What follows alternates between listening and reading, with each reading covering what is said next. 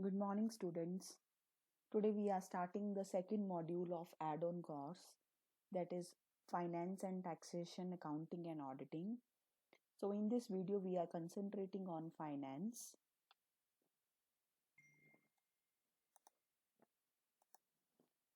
So let us start with the introduction of finance. So finance and business finance both are same thing. So I'm going to start with the business finance. Actually, business finance is a finance of the business activities. It is composed of two words, business and finance.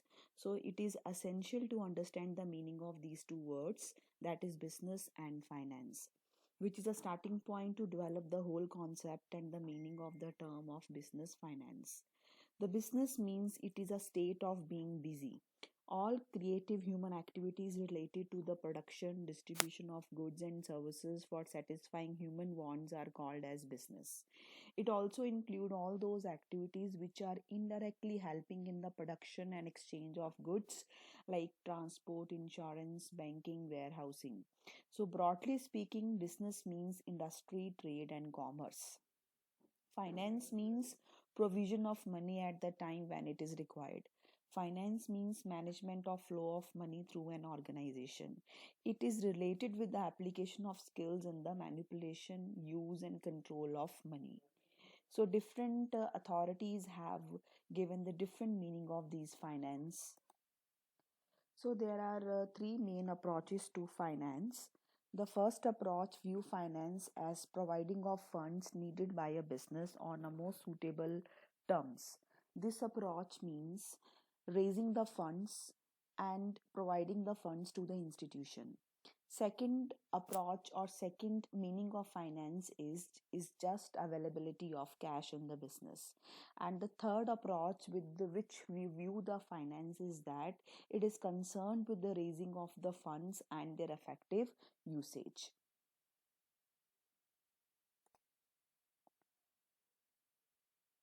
So, in this way, we have learned the meaning of finance, and which is also called as business finance. So, in other words, I can say that business finance is an activity or a process which is concerned with the acquisition of funds, use of funds, and distribution of profit by a businessman. So, the business finance deals with the financial planning, acquisition of funds, use and allocation of funds, and financial controls.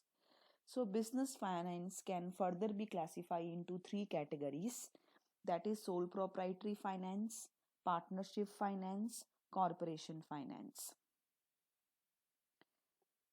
In sole proprietorship form of the organization, a single individual promote, finance, and control and manage the business enterprise.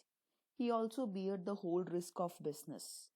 In partnership concern, it is an association of two or more persons to carry on as the co-owner of business and to share its profits and losses. It may come into existence either as a result of expansion of sole trader business or by an agreement between two or more persons. So the liability of the partner is unlimited and they collectively share the risk of business. And a joint stock company or a corporation is an association of many persons who contribute money and money worth to a common stock and use it in a trade business and share the profit and loss arising from there.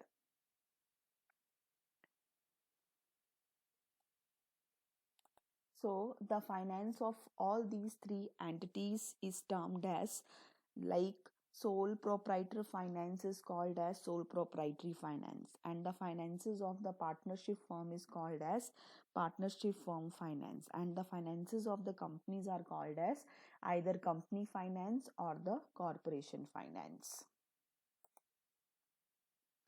Finance function has become so important that it has given the birth to financial management as a separate subject.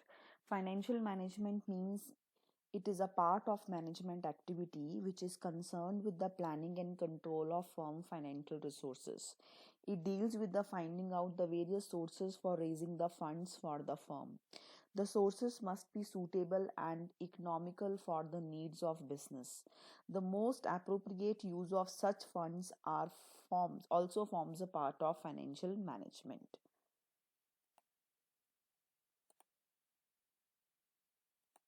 So next is finance function. Finance function is the most important of all business functions.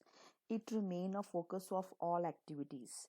It is not possible to substitute or eliminate this function because the business will close down in the absence of finance.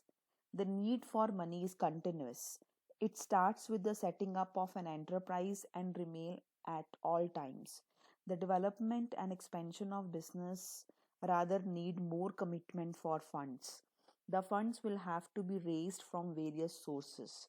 The sources will be selected in relation to the implication attached with them. The receiving of money is not enough, its utilization is also important. So the money once received will have to be returned also. If its use is proper, then its return will be easy. Otherwise, it will create difficulties for the repayment. The management should have an idea of using the money profitably. It may be easy to raise the funds, but it may be difficult to repay them. So the inflow and outflow of the fund should be matched properly. So there are two approaches of finance function. One is a traditional approach, one is modern approach. So let us start with the traditional approach. The traditional approach to finance function relates to the initial stages of its evolution, that is during 1920s and 1930s, when the term corporation finance was used to describe what is known in the academic world today as a financial management. According to this approach, scope of finance function was confined to only procurement of funds needed by a business on most suitable terms. The utilization of funds was considered beyond the purview of finance function. It was felt that decisions regarding the application of funds are taken somewhere else in the organization. However, institutions and instruments for raising funds were considered to be the part of finance function. The scope of finance function thus revolved around the study of rapidly growing capital market institutions, instruments, and practices involved in the raising of external funds.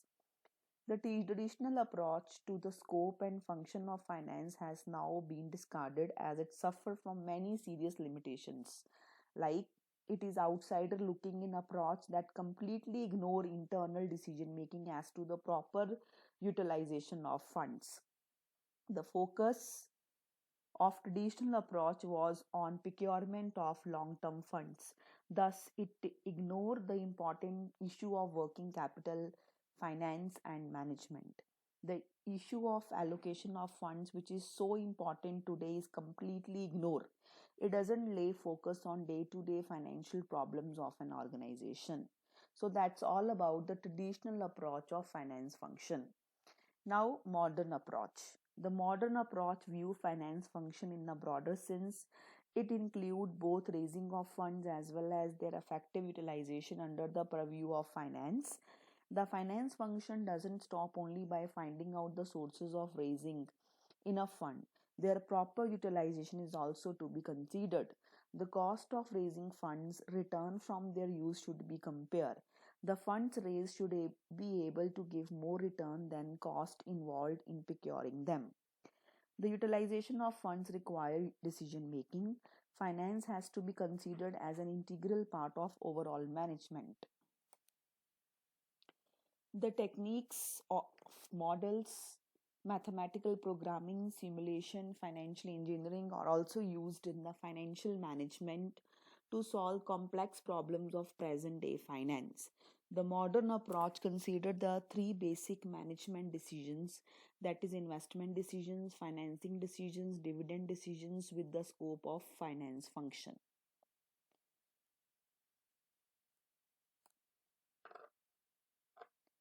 Now, next topic is aim of finance function. The primary aim of finance function is to arrange as much funds for the business as are required from time to time. So the very first finance function is acquiring sufficient funds. The main aim of finance function is to assess the financial needs of an enterprise and then finding out suitable sources for raising them. Those sources should be equivalent to the needs of business. If needs are needed for longer period, then the long-term sources like share capital, debentures, term loans may be used.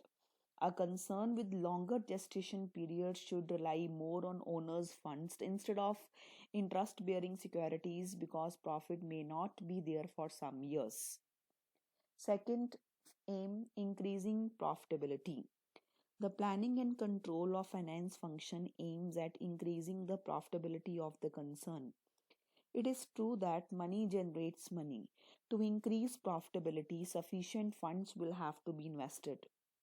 Finance function should be so planned that concern neither suffer from inadequacy of funds nor waste more funds than required. A proper control should also be exercised so that scarce resources are not wasted in the company. The cost of acquiring funds also influence the profitability of the business. If the cost of raising funds is more, then profitability will go down. Finance function also require matching of cost and the return from funds. Third aim, maximizing the firm's value. Finance function also aims at maximizing the value of the firm. It is generally said a concern value is linked with its profitability. Even though profitability influences a firm's value, but it is not at all. Beside profits, the type of source used for raising funds, the cost of funds, condition of money market, the demand for products are some of the other considerations which also influence a firm's value. Next is proper utilization of funds. Though raising of funds is important, but their effective use is more important. The funds should be used in such a way that maximum benefit is derived from them. The return from their use should be more than their cost. It should be ensured that funds do not remain idle at any point of time. The funds committed to various operations should be effectively used. Those projects should be preferred which are beneficial to the business. So that's all are the various aims of the finance function. Next, we are going to discuss scope of finance function. The main objective of financial management is to arrange the sufficient finance for meeting short term and long term needs. These funds are procured at minimum cost so that profitability of the business is maximized.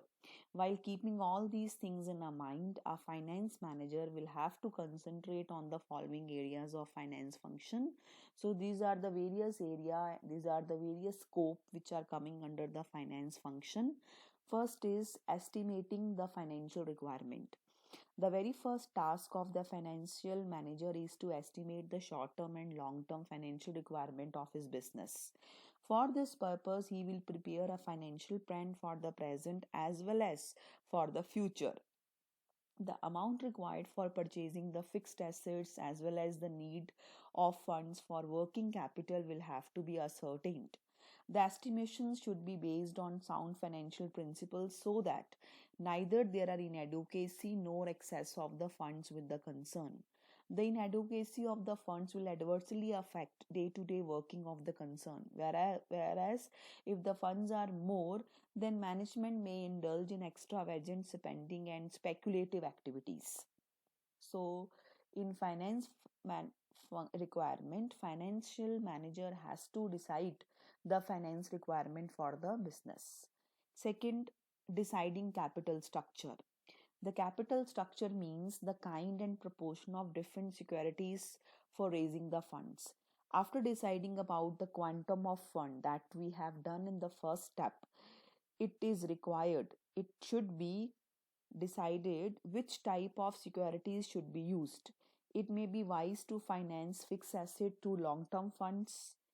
Even here, if gestation period is longer, then share capital may be more suitable. Long term funds should be employed to finance working capital also. If not wholly, then partially can be used. entirely depending upon the overdraft and cash credit for meeting the working capital needs may not be suitable. A decision about various sources for funds should be linked to the cost of raising funds. If the cost of raising of funds is very high, then such sources may not be useful for long.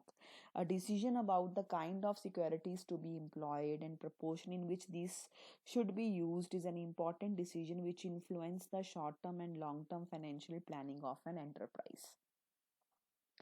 Third point, third point, selecting a source of finance. After preparing a capital structure, an appropriate source of finance is selected.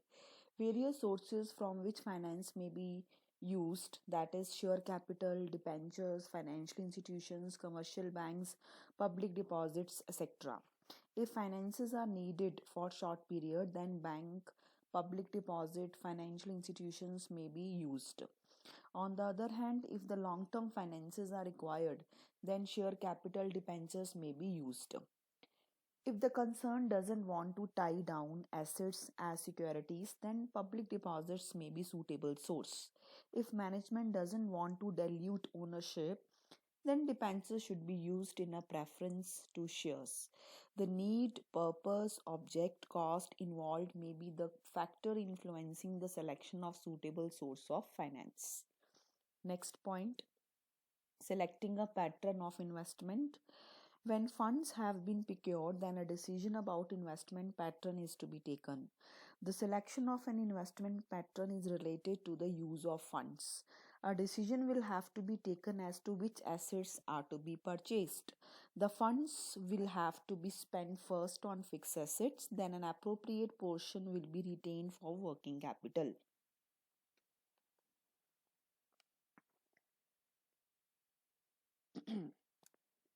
Next is proper cash management.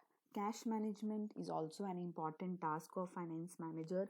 He has to assess various cash needs at different times and then make arrangements for arranging the cash.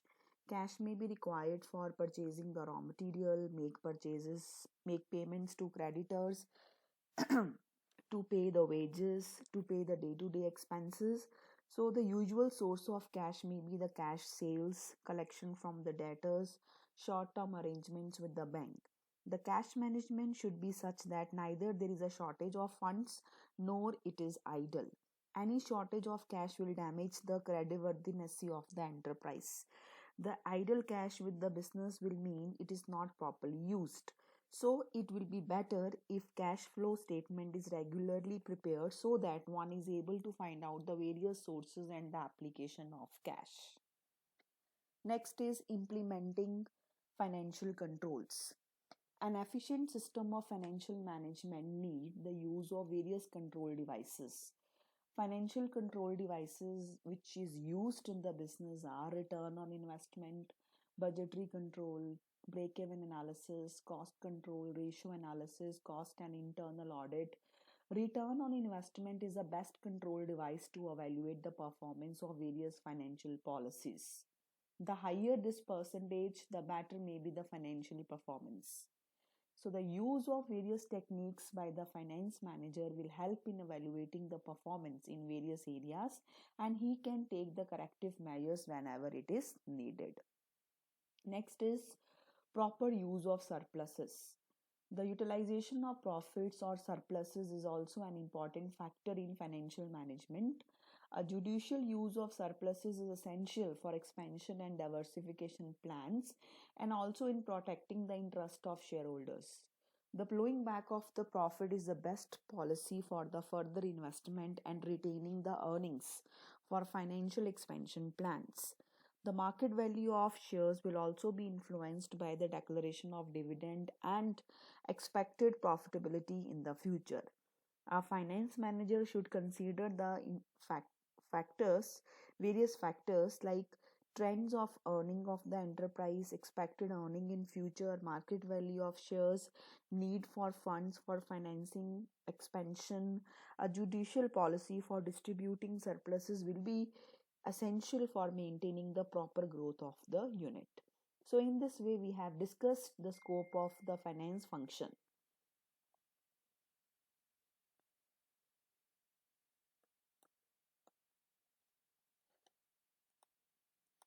Next, goal of business finance.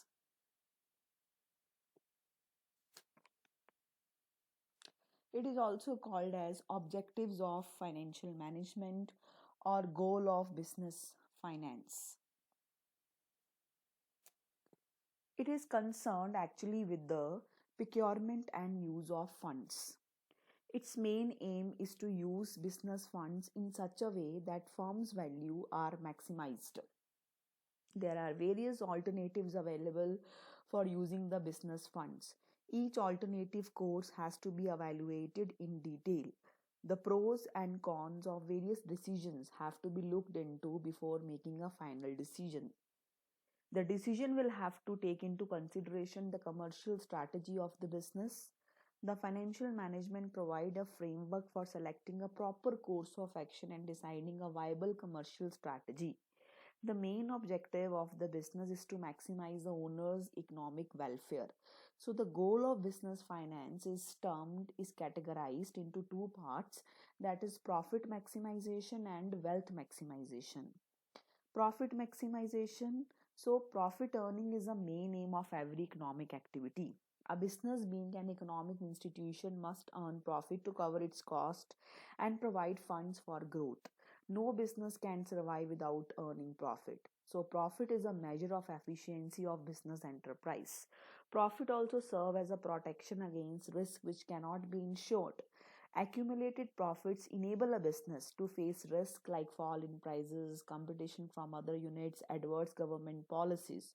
So, profit maximization is considered as the main objective of business. So, there are some arguments which are in the favor of the profit maximization. First one is, when profit earning is the main aim of the business, then profit maximization should be the obvious objective. Profitability is the barometer for measuring the efficiency and economic prosperity of a business. Thus, profit maximization is justified on the ground of the rationality. And one more argument is there, profitability is essential for fulfilling the social goals also. A firm, by pursuing the objective of the profit maximization, also maximize the social economic welfare. So, this is all about the first goal of business finance, that was profit maximization. Now, let us concentrate on the second, that is wealth maximization. Wealth maximization is appropriate objective of an enterprise. Finance theory assert that wealth maximization is a single substitute of stockholder utility. When the firm maximizes stockholders' wealth, individual stockholder can use this wealth to maximize his individual utility. It means by maximizing the stockholder wealth, the firm is operating consistently toward maximizing stockholder utility. So, in this way, we are having two goals of business finance, that is profit maximization and wealth maximization. Next topic is financial decisions or financing decisions. There are three financing decisions. First one is investment decisions, second one is financing decisions, third one is dividend decision. Let us start with the investment decision. Investment decision is related with the determination of total amount of assets to be held in the firm and their composition and the business risk. It is important financial decision. Since funds involve cost and are available in a limited quantity, its proper utilization is very necessary to achieve the goal of wealth maximization. The investment decision can be classified into two categories: long term investment decisions and short term investment decisions. The long term investment decisions is referred to as capital budgeting, and the short term investment decisions is referred to as working capital management. Capital budgeting is actually a process of making investment decisions in capital expenditure. These expenditure, the benefits of which are expected to be received over a longer period of time exceeding 1 year. The finance manager has to assess the profitability of various projects before committing the funds. The investment proposals should be evaluated in terms of expected profitability, cost involved, risk associated with the project. The investment decisions is important not only for setting up of new units but also for expansion of the present units, replacement of permanent assets, research and development projects, reallocation of funds. So in all these areas investment decisions are helpful. Short term investment decisions, on the other hand, relating to the allocation of funds as among cash and equivalents, receivables, and inventories. A sound short term investment decisions or working capital management policy is one which ensures higher profitability, proper liquidity, and sound structural health of the organization. Next, second one is financing decisions. Once the firm has taken the investment decision and committed itself to a new investment, it must decide the best means of financing these commitments. Since the firm regularly making new investments, the need for financing and financial decisions are ongoing. Hence, a firm will be continuously planning for new financial needs. The financing decision is not only concerned with the how best to finance the new assets, but also concerned with the best overall mix of financing for the firm. A finance manager has to select such sources of funds which will make optimum capital structure. The important thing to be decided here is proportion of various sources in the overall capital mix of the firm. The debt equity should be fixed in such a way that it helps in maximizing the profitability of the concern. The raising of more funds will involve fixed interest liability dependence upon the outsiders. It may help in increasing the return on equity but will also enhance the risk. The raising of funds through equity will bring permanent funds to the business, but the shareholder will expect higher rates of earning. The financial manager has to strike a balance between various sources so that overall profitability of the concern improves.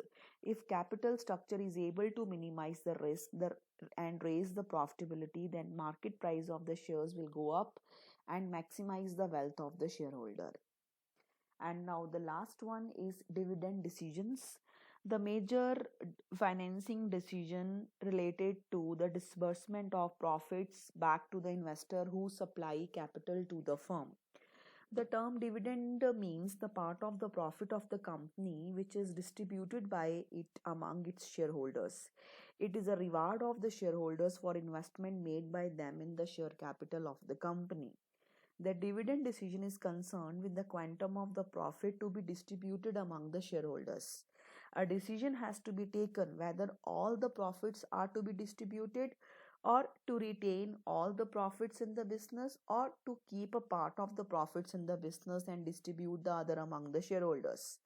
Higher rate of dividend may raise the market price of shares, thus maximize the wealth of the shareholders. So the firm should also consider the question of dividend stability, stock dividend, and cash dividend. With this, we have completed with the financing decisions. So first video of second module is also over. Thank you so much for watching the video.